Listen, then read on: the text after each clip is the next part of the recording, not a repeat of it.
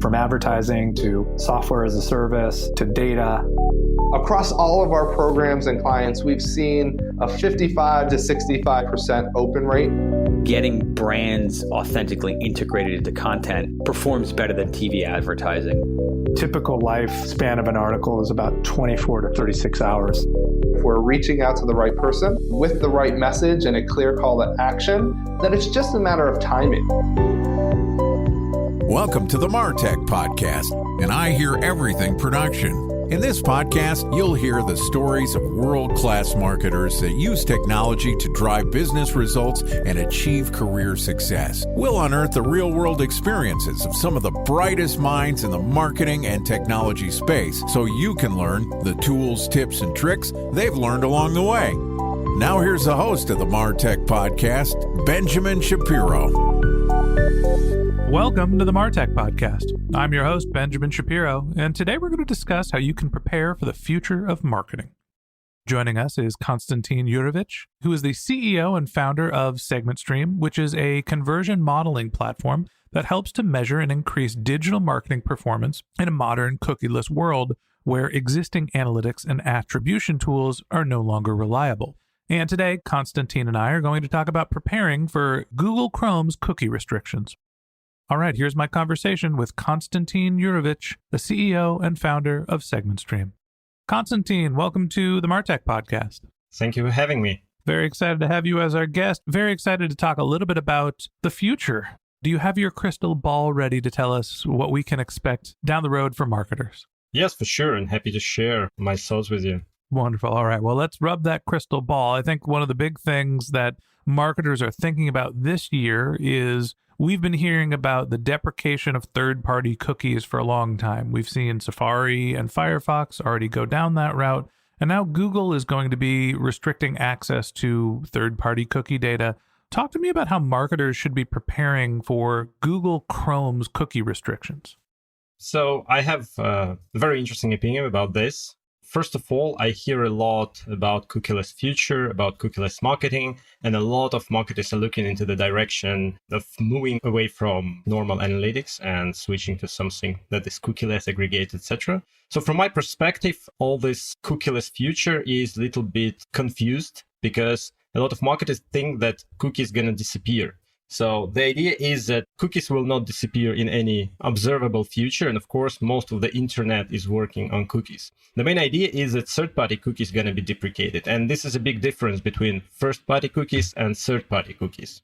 So when we talk about third-party cookies not going to influence analytics as we know it right now. Third-party cookies not going to influence the way how you track conversions from your websites.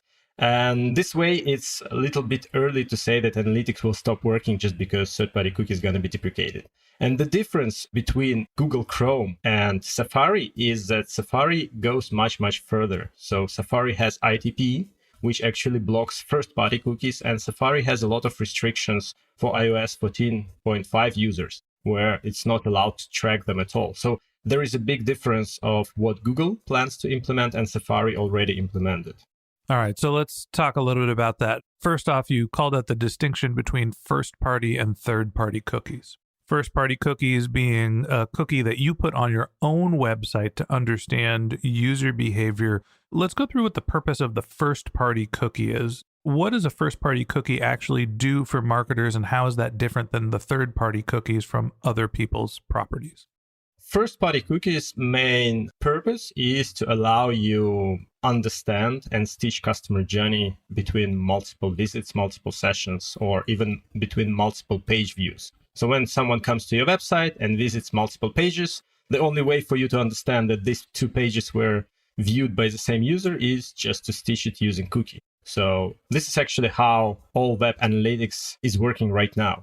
When we talk about third-party cookies is when some third-party pixel or, for example, like Pixel or Script places their own cookie while working on the third-party domain name. So it means that, for example, you have Facebook and Facebook has their own pixel on your website and someone visits your website and Facebook is able to track your behavior across website, cross domain. So if you go to another domain name, Facebook will also understand that this is exactly the same user. So this is what we call third-party cookies.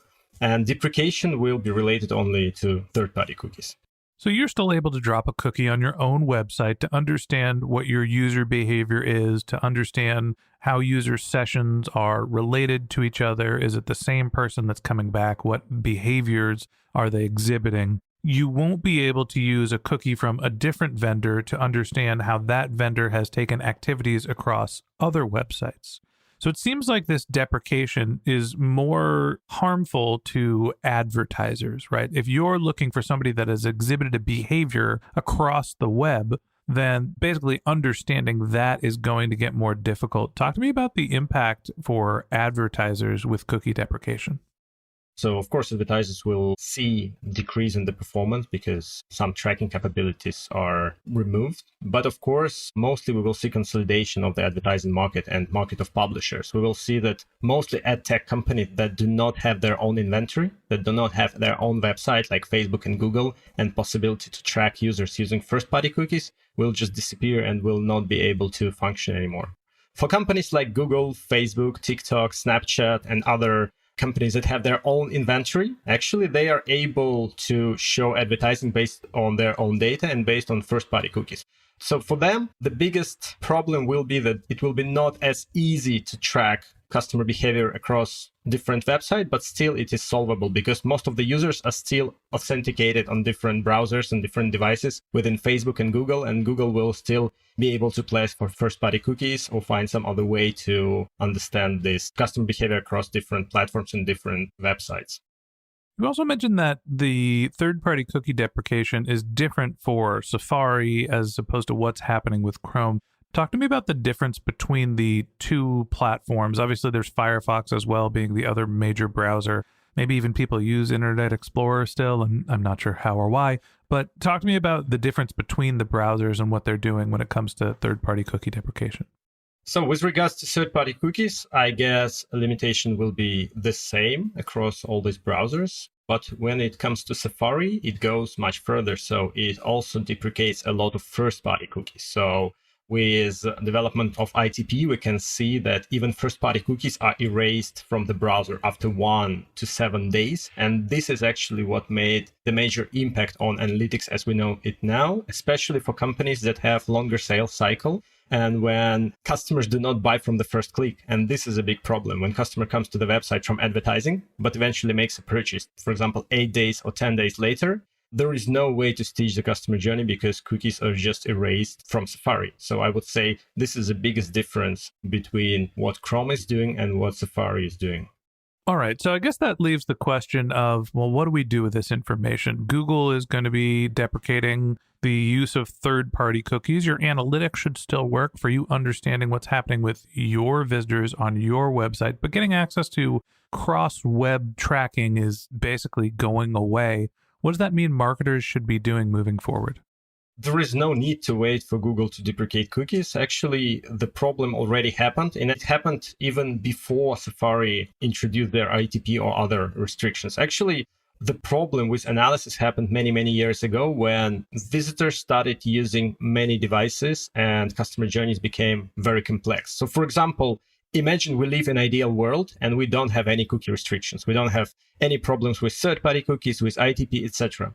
But even in this perfect world, if you come to the website from your, you click on your Facebook ad and you open in-app browser of Facebook, you click on the ad, then you decide to switch to Safari, and then eventually you come home and you decide to go to the website again from your desktop, there are going to be already 3 types of cookies without any restrictions. And the biggest problem is you just have 3 different devices and 3 different browsers, and each browser has its own set of cookies. So when we talk about cookie problem, we're not talking about the issue of cookie being disappeared or that it will be not possible to place a cookie on the website. Mostly we talk that cookies are not reliable to understand marketing performance. Cookies are not reliable because there is no way to stitch customer journey using cookies anymore. So this is the biggest issue when we talk about cookieless future, not that third-party cookie is going to be deprecated, and even not the ITP problem, even though it's quite huge for companies with longer sales cycles. Our biggest problem is cross-device and cross-browser customer journey. So this is the problem that marketers need to understand how to solve. It's not just that third-party cookies are going away so you can't rely on the Facebooks or Googles of the world to be able to understand who your future customers are. It's also that figuring out what's happening across browsers and devices is getting more complicated. Look, the future might not be reliant on third-party cookies. It doesn't mean that all of your analytics are going to go away. We're just going to have to pivot and look at different data sources to understand what's happening with our customers. And that wraps up this episode of the MarTech Podcast. Thanks for listening to my conversation with Constantine Yurevich, the CEO and founder of SegmentStream. Join us again tomorrow when Constantine and I continue our conversation talking about what marketing strategies you should retire. If you can't wait until our next episode and you'd like to learn more about Constantine, you can find a link to his LinkedIn profile in our show notes, or you can visit his company's website, which is SegmentStream.com. Just one more link in our show notes I'd like to tell you about. If you didn't have a chance to take notes while you were listening to this podcast, head over to martechpod.com where we have summaries of all of our episodes and contact information for our guests. You can also subscribe to our weekly newsletter, and you can even send us your topic suggestions or your marketing questions, which we'll answer live on our show. Of course, you can always reach out on social media. Our handle is martechpod, MarTechPod, on LinkedIn, Twitter, Instagram, and Facebook, or you can contact me directly. My handle is Ben J. Shap, BenJShap. And if you haven't subscribed yet and you want a daily stream of marketing and technology knowledge in your podcast feed, we're going to publish an episode every day this year. So hit the subscribe button in your podcast app and we'll be back in your feed tomorrow morning. All right, that's it for today. But until next time, my advice is to just focus on keeping your customers happy.